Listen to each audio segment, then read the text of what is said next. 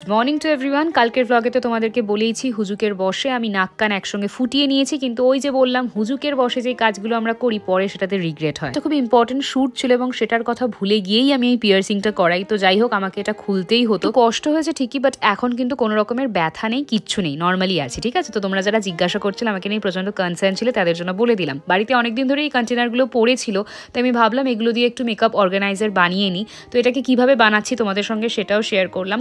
তোমরাও কিন্তু বাড়িতে দেখবে এরকম অনেক কার্ডবোর্ড পড়েই থাকে, সেগুলো দিয়ে কিন্তু এরকম বানাতে পারো। এত কাজের মধ্যে আমি ভাবলাম একটুখানি সময় বার করে এগুলো বানিয়ে নিই। অনেকগুলো মেকআপ আমার এখানে ওখানে পড়ে থাকে, তার থেকে ভালো একটা জায়গায় থাকবে, ভালো থাকবে। কেমন হয়েছে গো মেকআপ অর্গানাইজারটা কমেন্ট সেকশনে অবশ্যই জানি। আমার পিআর পার্সেলস গুলো চলে এসেছে। আজকে লাঞ্চে মা বানিয়েছে পটলের চোকলা বাটা, এটা খেতে আমি প্রচন্ড ভালোবাসি। তোমাদের কাদের ফেভারিট অবশ্যই জানিও কমেন্ট সেকশনে। তারপরে সন্ধ্যাবেলা আমার শুটস ছিল, সেগুলোকে কমপ্লিট করে আজকে একটু খেয়েছিলাম মোমো, তার সঙ্গে চিলি চিকেন আর ফ্রাইড রাইস। শাউট আউট পেলো আইভি, তোমরাও শাউট আউট পেতে কমেন্ট করতে ভুলো না, সাবস্ক্রাইব করে দিও। টাটা।